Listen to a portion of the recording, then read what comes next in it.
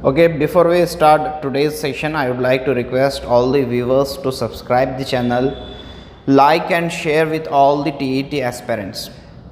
Today we are going to discuss the child development and pedagogical section. Paper second will be discussed today, year 2014. Let's have today's first question. तवज्जो पर काबू रखने वाले उमूर में खारजी जुज़ कौन सा है? चार ऑप्शंस हैं: फौरी ज़रूरत, महरिकात, आदतें, रवैया।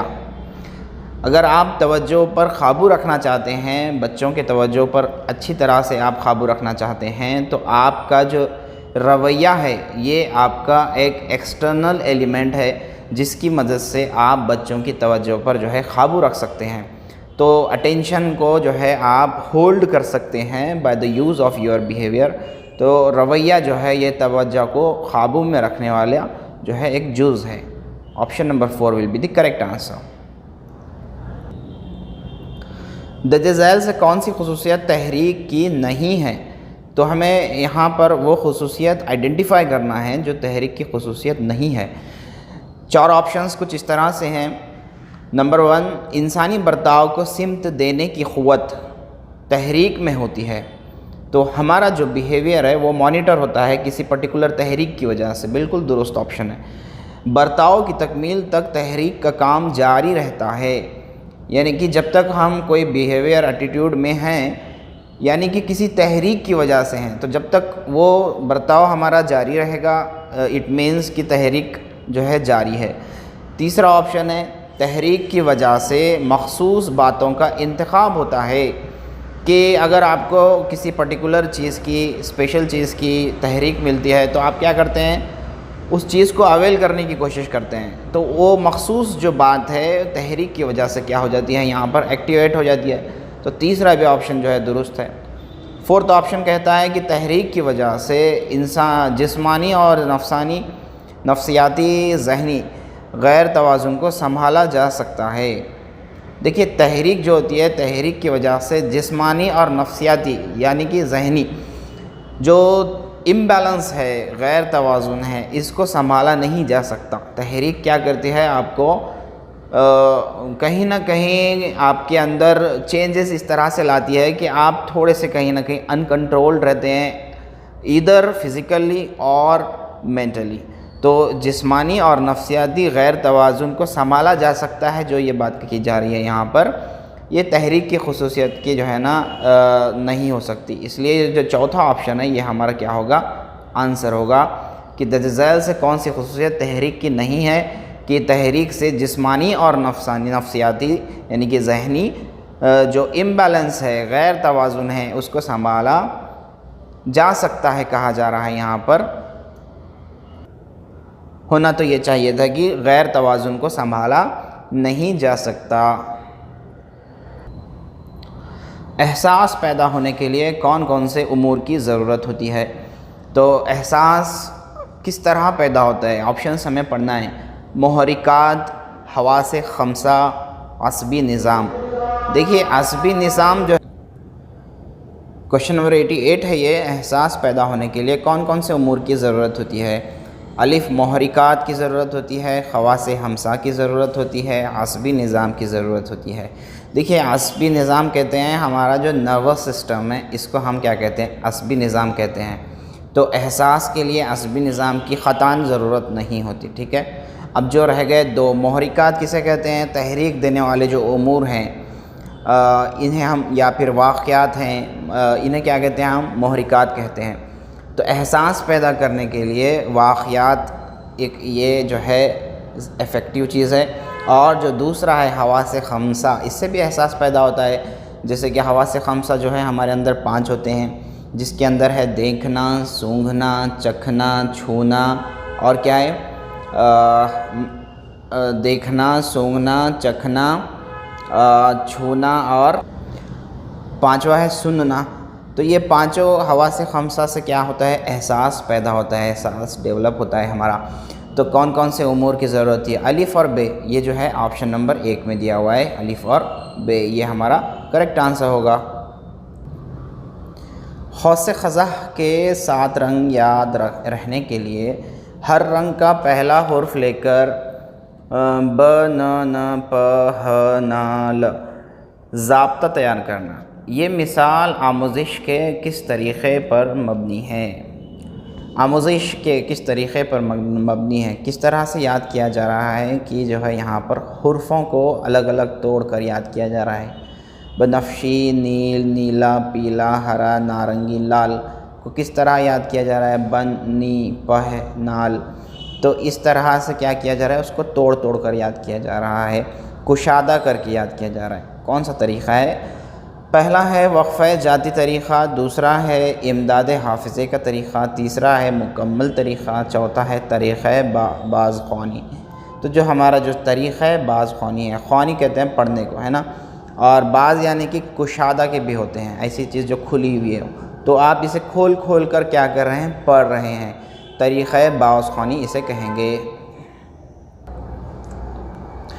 وہم ادراک کی خامی کے بارے میں درج ذیل میں سے کون سی بات نامناسب ہے؟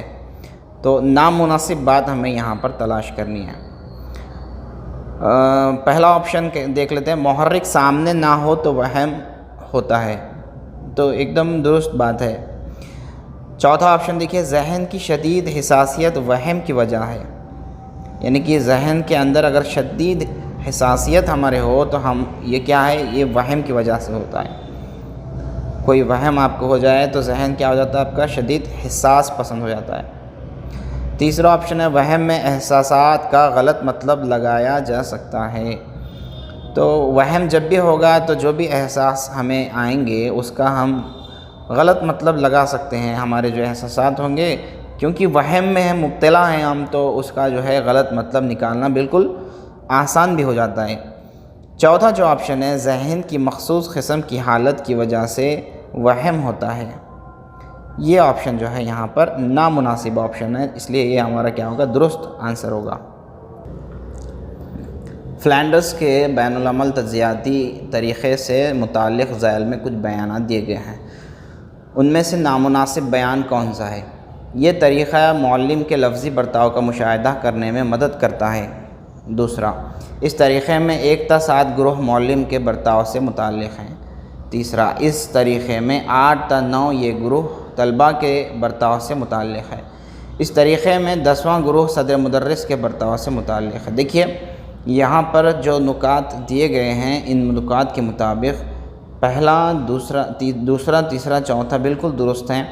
پہلا جو آپشن ہے، یہ طریقہ معلم کے لفظی برتاؤ کا مشاہدہ کرنے میں مدد کرتا ہے، تو یہ نہ صرف معلم کے بلکہ طلباء کے بھی برتاؤ کے جو ہے مشاہدہ کرنے میں مدد کرتا ہے، اس لیے جو ہے پہلا آپشن کیا ہوگا، نامناسب ہوگا۔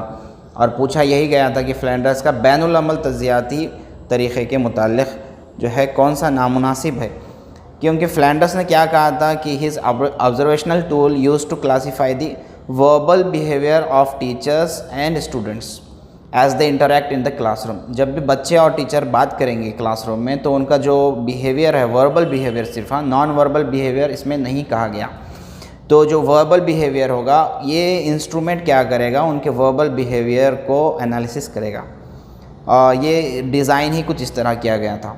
ان نان وربل ایکٹیویٹیز کو جو ہے ان کا جو انسٹرومنٹ ہے وہ انالیسس نہیں کرتا، تو جو پہلا آپشن ہے یہ نادرست آپشن کہہ سکتے ہیں ہم اس کو، کیونکہ یہاں پر معلم کے دیا گیا ہے، بلکہ معلم پلس طلبہ ہونا چاہیے تھا، معلم اور طلبہ کے لفظی برتاؤ کا مشاہدہ کرنے میں مدد کرتا ہے، ٹھیک ہے۔ مکمل طور پر ذہانت سے عاری مورن طلبہ کی قوت فہم و ادراک کم ہونے کی وجہ سے درج ذیل سے کس بات کو ٹالا جائے، کس بات کو یہاں پر ہمیں اوائڈ کرنا چاہیے؟ 4 آپشنز دیے گئے ہیں۔ ایسے بچوں کی بات ہو رہی ہے جو ذہنی طور پر کمزور ہیں، ٹھیک ہے، تو جن کی قوت فہم و ادراک کم ہے۔ پہلا آپشن ہے، ان طلباء کو دیگر طلباء سے علیحدہ نہ کرتے ہوئے تدریس کی جائے۔ پہلا آپشن کہہ رہا ہے کہ ان طلباء کو دیگر طلباء سے علیحدہ نہ کرتے ہوئے تدریس کی جائے۔ تو دوسرا آپشن کیا ہے، انہیں سکھائے گئے نکات کو مشق کرایا جائے۔ دوسرا آپشن ہے، انہیں سکھائے گئے نکات کا اعادہ مشق کرایا جائے۔ انہیں جو بھی آپ سکھا رہے ہیں اس کا اعادہ اور مشق کرانا یہ ضروری بھی ہے۔ تیسرا جماعتی کام اور گھر کام ان کی قابلیت کے اعتبار سے دیا جائے۔ چوتھا کہا جا رہا ہے کہ انہیں خود اعتماد بنا کر اچھے مشاغل اپنانے کے لیے آمادہ کرنا۔ تو تینوں آپشنس یہاں پر درست ہیں۔ کس کے بارے میں؟ مکمل طور پر ذہانت سے عاری بچے ہیں یہ، تھوڑے بہت نہیں، مکمل طور پر ذہانت سے عاری طلبہ کی قوت فہم و ادراک کم ہونے کی وجہ سے۔ تو ان میں سے کون سی بات کو ٹالا جائے گا؟ مکمل طور پر ذہانت سے عاری بچے ہیں، ٹھیک ہے؟ اس سینٹنس پر آپ غور کیجئے۔ تو یہاں کیا کہا جا رہا ہے پہلے آپشن میں کہ ان طلبہ کو دیگر طلبہ سے علیحدہ نہ کرتے ہوئے تدریس کی جائے، جبکہ یہ مکمل طور پر کیا ہیں؟ ذہانت سے عاری بچے ہیں۔ تو اس طرح سے جو ہے اگر ان کو آپ مرج کر دیں گے ایسے بچوں کے ساتھ تو کیا ہوگا کہ آپ ان کو کنیکٹ نہیں کر پاؤ گے۔ تو ان طلبہ کو دیگر طلبہ سے علیحدہ کرتے ہوئے تدریس کی جائے، یہ بھی درست نہیں ہے، لیکن یہاں پر جو بات کی جا رہی ہے مکمل طور پر ذہانت سے عاری بچے ہیں یہ، تو یہاں پر اس آپشن کو ٹالا جا سکتا ہے، یہ ہم کہہ سکتے ہیں۔ آپشن نمبر 1 بہت زیادہ ٹیکنیکل کوشچن ہے، بہت زیادہ ٹیکنیکل کوشچن ہے، زیادہ توجہ سے پڑھنا ہوگا۔ جو بقیہ تینوں آپشنس ہیں اس سے اچھے سے پڑھ کر آپ ایلیمینیٹ کر کے چوتھے آپشن تک پہنچ سکتے ہیں۔ معلم اپنی شخصیت کی چھاپ طلبہ پر ڈال سکتے ہیں، ایسا تجویز کرنے والے ہربرٹ کا نظریہ تدریسی نظریوں کے ڈیش ڈیش قسم کی مثال ہے۔ تدریسی نظریوں کے کس قسم کی مثال ہے؟ تو تدریسی نظریوں کی جو ہے نارمیٹیو تھیریز آف لرننگ کی مثال ہے۔ نارمیٹیو تھیریز آف لرننگ کی مثال ہے۔ ہربرٹ کا نظریہ تدریسی نظریوں کے نارمیٹیو تھیریز آف لرننگ کی مثال ہے کہ معلم اپنی شخصیت کی چھاپ طلبہ پر ڈال سکتے ہیں۔ آموزشی غیر تفاعلی طلبہ کی لسانی ترقی میں درجہ ذیل سے کون سی بات نظر نہیں آتی؟ دیکھیے نیگیشن پوچھا گیا ہے۔ دیگر طلبہ کی بنسبت یہ بچے زباندانی میں بہت پچھڑے ہوتے ہیں۔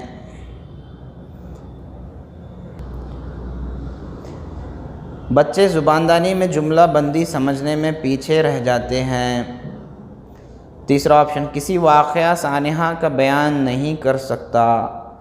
یہ لسانی بات ہو رہی ہے یہاں پر، آموزشی لرننگ کی غیر تفاعلی طلبہ کی جو لسانی ترقی ہے اس کے بارے میں بات ہو رہی ہے۔ جو دوسرا آپشن ہے سنے ہوئے الفاظ یا جملے جوں کہ توں ہو بہو بول سکتے ہیں، یہ بات ان کے اندر نظر نہیں آتی۔ جوں کہ توں بولنا اور ایسے بچے جن کا آموزشی مرحلہ چل رہا ہے وہ بھی لسانی کو لے کر، ٹھیک ہے، زباندانی کو لے کر، تو سنے ہوئے الفاظ یا جملے جوں کہ توں بولنا یہ چیز ان کے اندر نظر نہیں آتی۔ ذیل میں دیے گئے اغراض سے الحاق سے منسلک غرض کون سی ہے؟ الحاق کسے کہیں گے؟ الحاق کہیں گے انضمام کو، یعنی کہ شمولیت والا جو فیکٹر ہے۔ تو الحاق سے منسلک غرض کون سی ہے؟ تو اس کے اندر جو 4 آپشنس دیے گئے ہیں، اعصابی تسکین، سیٹسفیکشن آف ویریس آرگنز، اقتدار، سماجی قبولیت، مستقلی۔ تو دیکھیے جو آپشن نمبر 1 ہے اعصابی تسکین، یہ اغراض میں سے، ان اغراض میں سے یہ الحاق سے منسلک غرض ہے، اعصابی تسکین۔ پہلا option will be the correct option. نصاب تعلیم تیار کرتے وقت انفرادی فرق مد نظر رکھنا نہایت ضروری ہے۔ اس وقت درجہ ذیل سے کون سا امر ٹالنا چاہیے؟ دیکھیے جب ہم نصاب تعلیم تیار کر رہے ہیں تو ہمیں کون سا امر ٹالنا چاہیے یہ پوچھا گیا ہے۔ تو اس کے اندر جو آپشنس ہیں کہ طلبہ کی پسند، فن اور صلاحیت کے لحاظ سے اکتسابی سہولیات نصاب میں فراہم ہوں، بالکل درست آپشن دیا گیا ہے۔ نصاب تعلیم کی تشکیل میں بنیادی مضامین کے طور پر، دیکھیے بنیادی مضامین کے طور پر آپ ڈرائنگ، موسیقی اور جسمانی تعلیم شامل نہیں کیا جا سکتا۔ تو یہ آپشن جو ہے ٹالنا ضروری ہے، کیونکہ بنیادی تعلیم میں جو ہے آپ ڈرائنگ، موسیقی اور جسمانی تعلیم جیسے مضامین نہیں شامل کر سکتے۔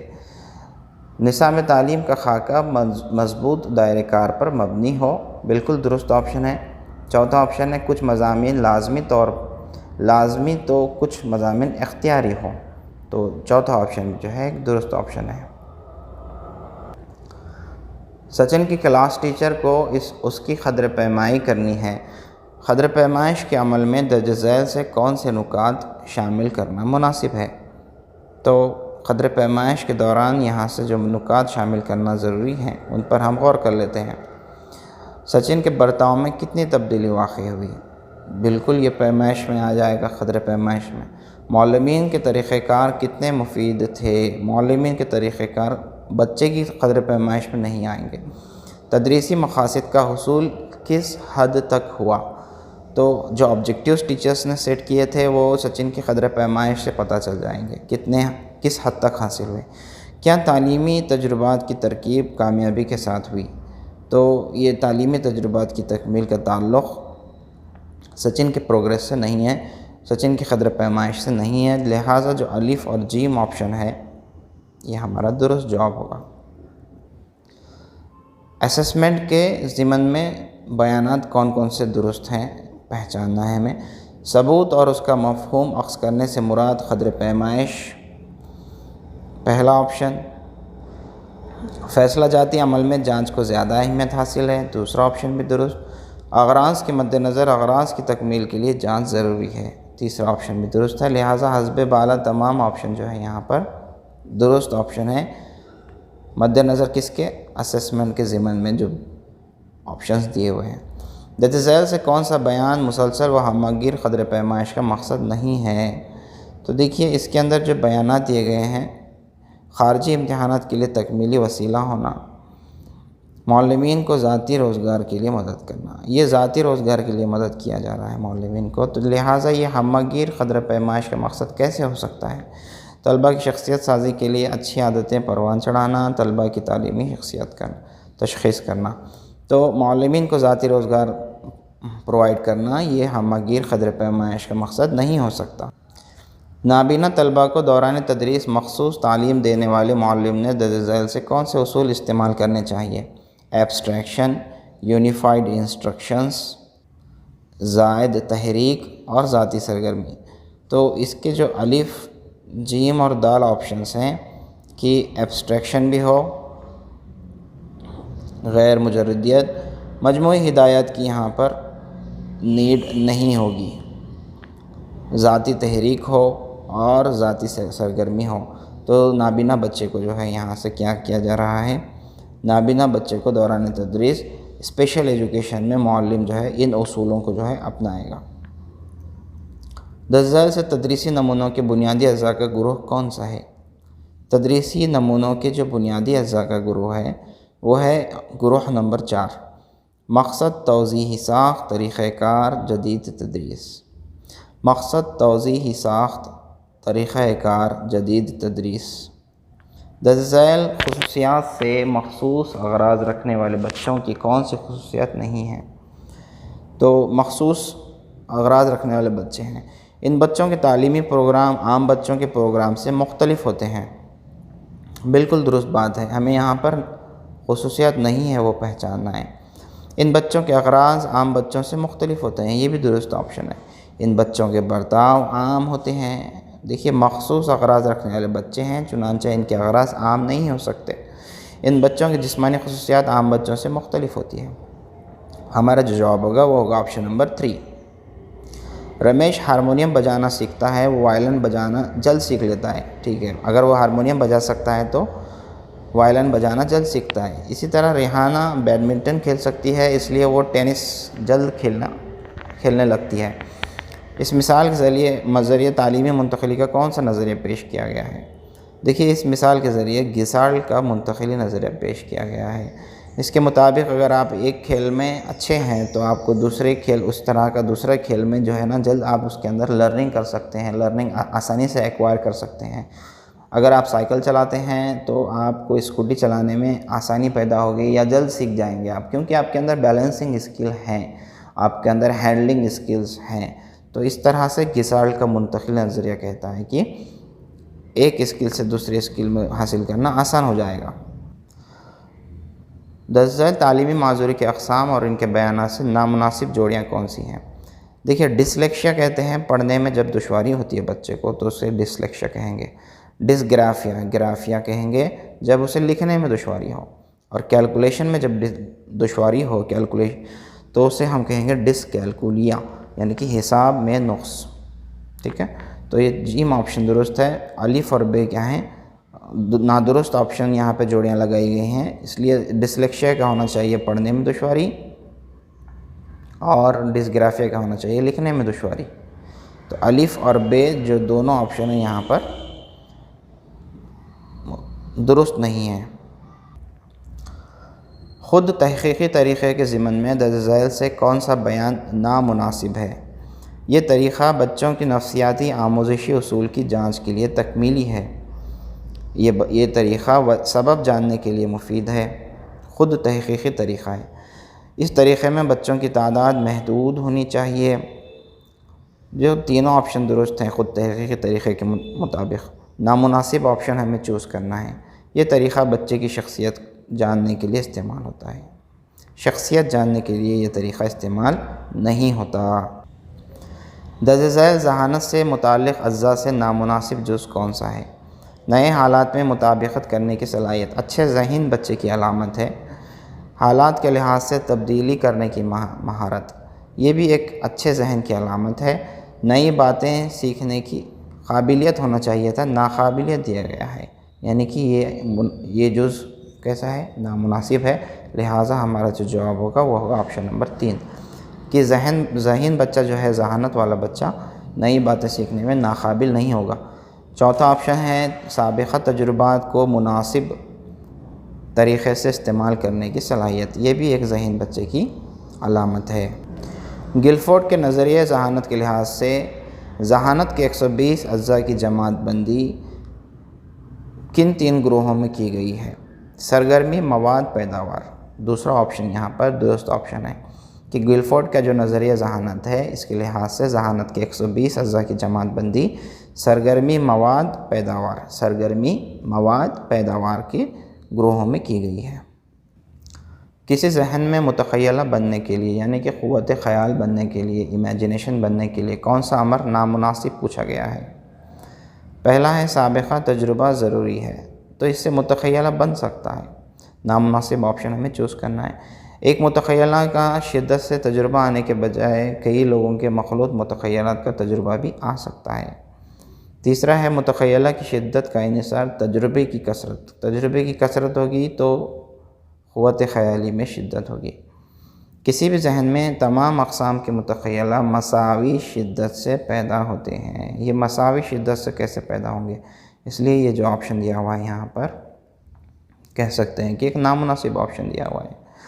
بنیادی اصولوں اور حالات سے گریز کرتے ہوئے سائنسی اور فن تعمیر کے تخیل سے مراد عملیاتی تخیل ہے. بنیادی اصولوں اور حالات سے گریز کرتے ہوئے سائنسی اور فن تعمیر تخیل سے مراد عملیاتی تخیل ہے. طلباء کی غور و فکر اور منطقی قوت کی نشوونما کے لیے معلم کو کیا ٹالنا چاہیے؟ دیکھیے یہ کوشچن تھوڑا سا کنفیوزنگ بھی ہے اور کنٹروورشل بھی مجھے نظر آ رہا ہے کہ بچوں کی غور و فکر اور منطقی قوت کی نشوونما کے لیے معلم کو کیا ٹالنا چاہیے. جو آنسر کیز میں جواب دیا گیا ہے وہ ہے معلم اپنی رائے طلباء پر نہ لا دیں. اب ٹالنا چاہیے بھی پوچھا جا رہا ہے اور نہ لا دیں بھی کہا جا رہا ہے، تو یہ ہونا چاہیے تھا طلباء پر لا دیں. I think so, I may be wrong, but جہاں تک میں سمجھ پا رہا ہوں تو معلم اپنی رائے کو طلباء پر نہ لا دیں کہا جا رہا ہے. دوسرا آپشن ہے طلباء کو اپنی رائے پیش کرنے کی آزادی دی جائے. بالکل صحیح آپشن ہے. طلباء رائے کا تنقیدی معائنہ کرنا سکھایا جائے. طلباء کو جو ہے ہم کیا کریں، تمام رائے کا تنقیدی معائنہ کرنا سکھانا چاہیے. ذہن پر جذبات اور مقصد یا خیالات کو حاوی رکھنا. تو اب یہاں بھی جو ہے یا نہ خیالات کو حاوی رکھنا، یہاں پہ بھی جو ہے کچھ مس پرنٹنگ ہوا ہے اس کوشچن کے اندر، ایسا لگ رہا ہے.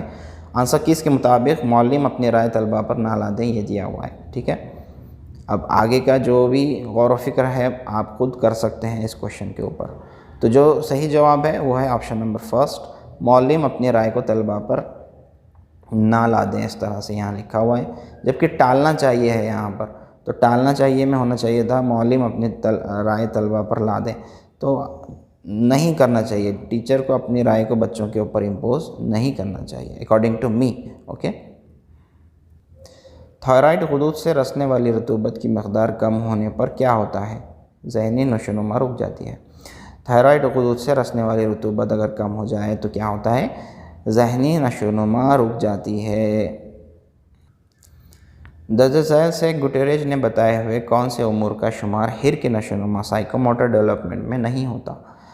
تو جو دوسرا آپشن ہے یہاں پر یہ درست ہوگا۔ عہد طفولیت اور ارلی چائلڈہڈ کے اندر حرکی مہارتوں کی نشوونما مخصوص طریقے سے ترتیب سے ہوتی ہے۔ اس طرح سے جو ہے گٹیریج کے مطابق سائیکوموٹر ڈیولپمنٹ میں نہیں ہوتا کہ بچہ اگر طفولیت میں ہی ہے، ارلی چائلڈہڈ میں ہی ہے تو حرکی مہارتیں جو ہے اس کے اندر ترتیب سے ہو رہی ہیں، اس طرح نہیں ہوتا۔ باقی کے آپشنز درست ہیں، جس کے اندر ہے حرک نشوونما کے تصور میں انفرادی فرق نظر آتا ہے، انفان شباب کو پہنچنے تک لڑکے لڑکیوں کی حرک نشوونما میں بہت فرق نظر آتا ہے، پرائمری مدارس کے بچوں کی حرک نشوونما خصوصاً جسمانی نشوونما کی میچورٹی اور مشق پر منحصر ہوتی ہے۔ جسمانی نشوونما کے ضمن میں درج ذیل سے کون سے امور عائد نہیں ہیں؟ دیکھیں عائد نہیں ہوتے۔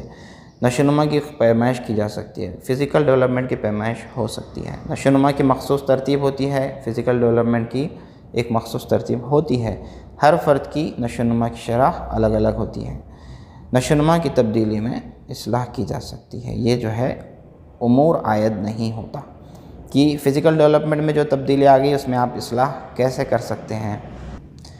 جب سادنہ محرکات کی جماعت بندی کرنا سیکھتی ہے اور گفتگو کرنے کے لیے غور و فکر کرتی ہے تب جین پیاجے کے مطابق اس حالت کو کون سی سٹیج والی حالت کہیں گے؟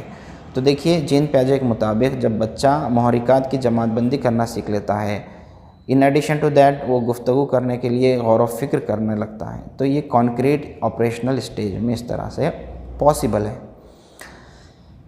کانکریٹ آپریشنل سٹیج میں پہنچنے کے بعد وہ گفتگو کے دوران غور و فکر کر سکتا ہے، محرکات کی پراپر جماعت بندی کر سکتا ہے۔ درج ذیل سے کس بیان سے طریقہ باغچۂ اطفال اور مونٹیسری طریقے میں فرق ظاہر ہوتا ہے؟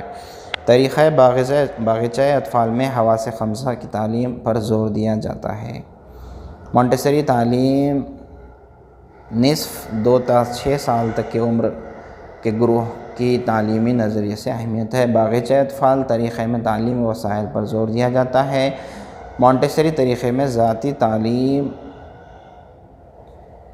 تعلیم مطالعہ اور سرگرمی پر زور دیا جاتا ہے۔ دیکھیے جو چوتھا آپشن ہے سب سے زیادہ کریکٹ، سب سے زیادہ درست آپشن، سب سے زیادہ مناسب آپشن آپ کہہ سکتے ہیں کہ مونٹیسری ایجوکیشن میں کیا کیا جاتا ہے؟